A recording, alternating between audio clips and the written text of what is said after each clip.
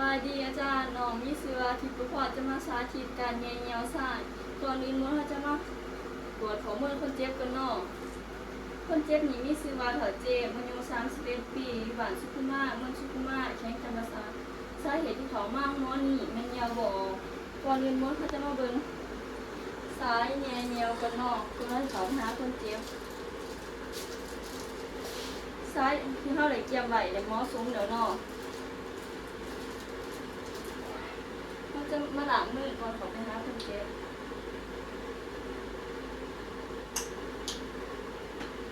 จะมาล้างมือหาขั้นตอนด้วยแอลกอฮอล์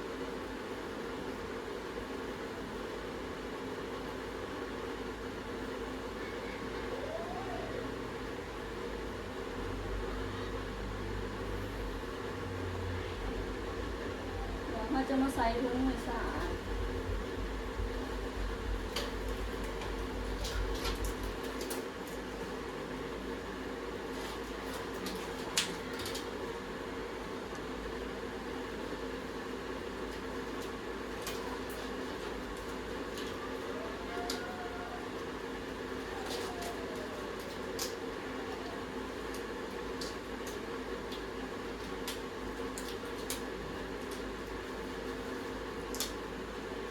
เครื่องมือเดี๋ยวเขาจะเข้าไปหาคนเจ็บเองเนาะ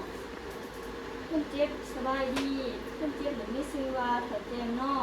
อายุ31 ปีอยู่บ้านสุขุมะเมืองสุขุมะแขวงจำปาสักสาเหตุที่เขามาหมอนี่แม่นยาวบ่ออกเนาะขออนุญาตเด้อเขาจะมาจัดสถานที่กันเด้อเนาะ1หมอดพัดลม2หมอดเปิดไฟแล้วปิดผากลางหลังจากปิดผากลางแล้วเขาจะมาเกี่ยวคนเจ็บด้วยเนาะจะมาเขาบ่งออกแล้วแกะส่งจะเอาแกะส่งแล้วจะเอาขาเป็นเปลือนห้อง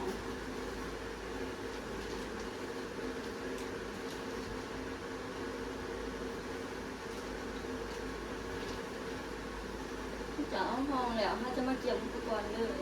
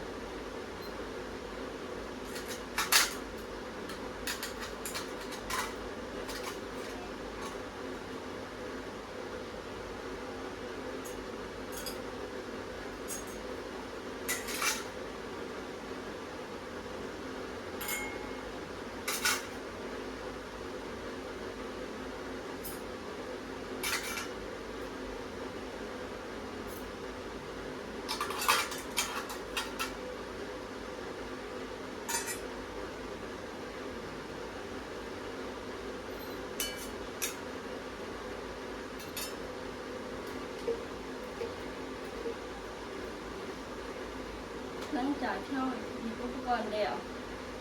เราจะมาตีกองแป๊ดใส่สามหัว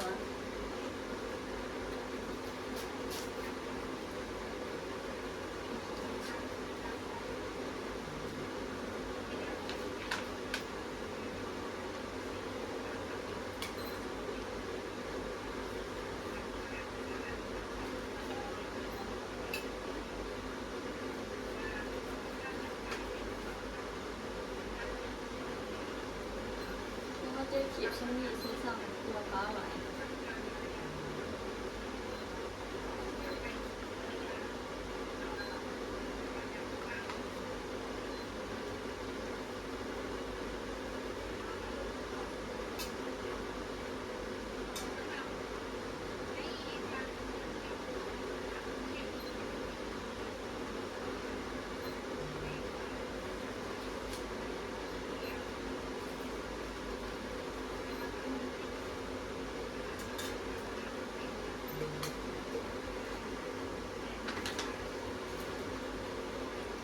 ให้กำหนดชิ้นที่แล้วถ้าจะไม่เก็บชิ้นที่ใช้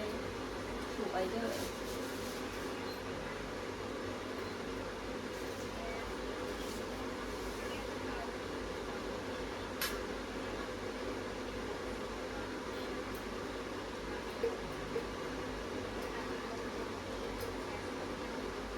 เราจะมาเอาใบกระดิ่งหยอดใส่บ้างสิหยอดใส่จะมาเบิ่งกันที่เดือนปีมันอายุกองฟ้านมันอายุแล้วก็พอสิหยอดใส่จะหยอดถึงหยอดลงแต่จะไม่หยอดใส่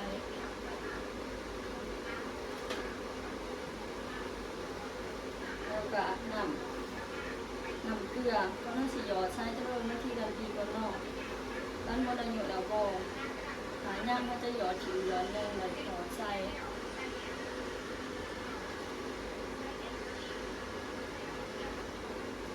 จากนั้นเขาจะมาหย่ำซ้ายแหน่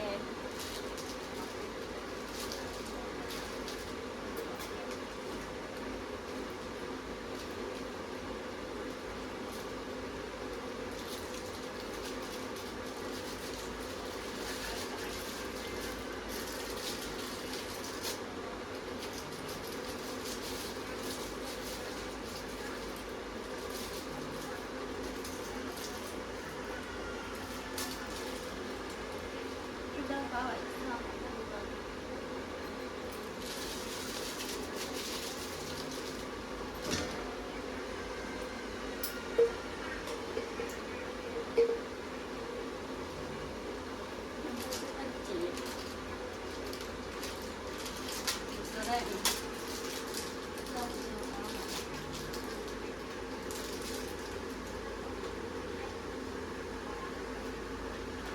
เขาจะมาบีบเจลใส่กล่องแป๊ดฟ้าไว้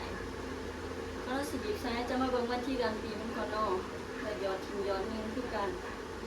จะไม่หยอดใส่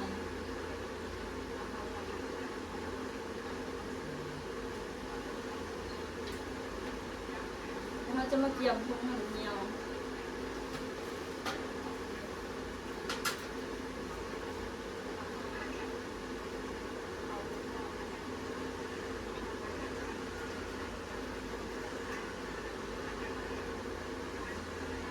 เขาจะมาหาหนังกันก็ไหว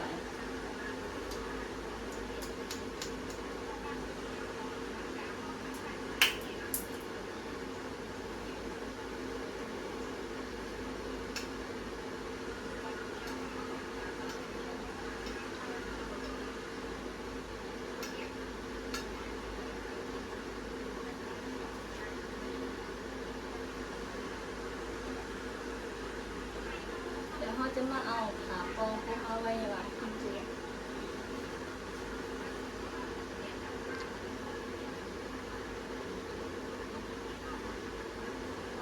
ๆจะห่อจะหุบก็แล้วเขาจะมา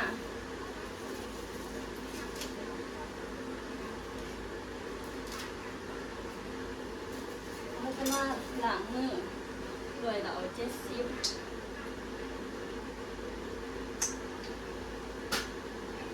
ล้างมือหาขั้นตอน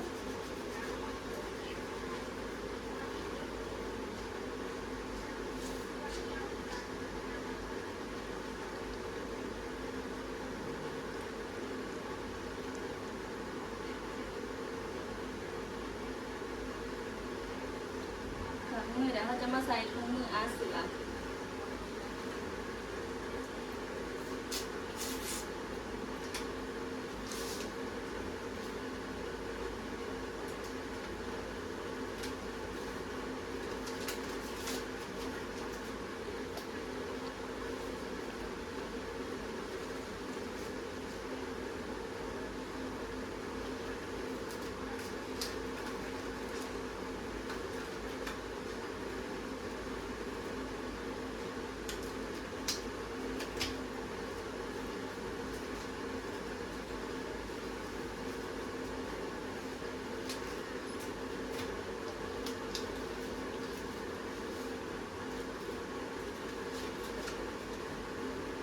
จากแค่นี้เดี๋ยวเราจะมาดูนำกัน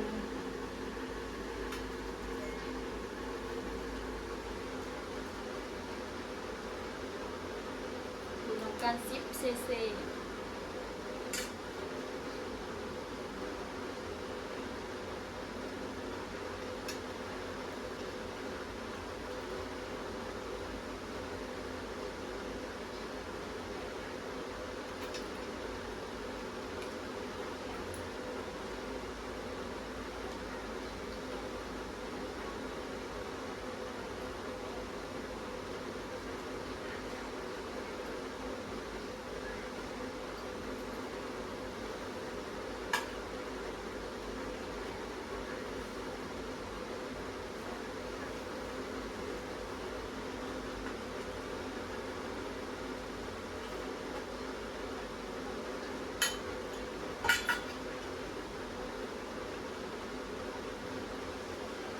เราจะเอาสำลีตัวนี้ใส่เบตาดินมาเสร็จอวัยวะที่เจ็บ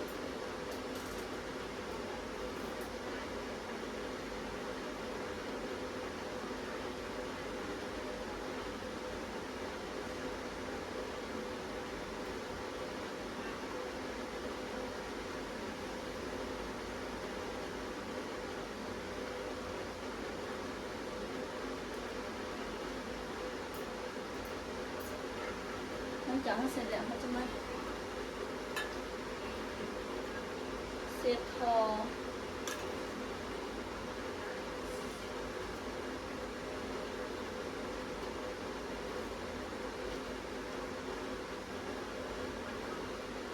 เขาจะมาแน่เลย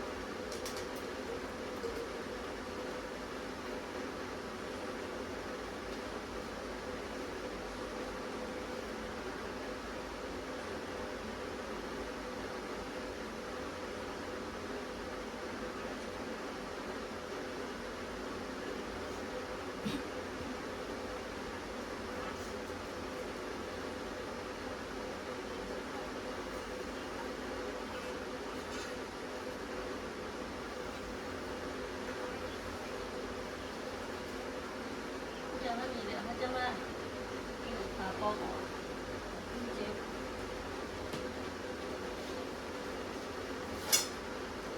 เขาจะมาดึงเบิ้งที่มันรู้ต่อนอกเขาจะมาติดใส่แอมขา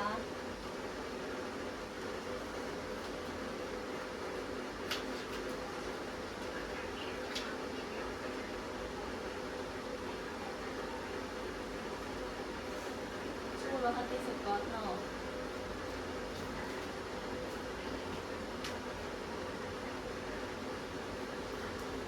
อันนี้ก็คงจะได้แล้วเขาจะมาติดแบบนี้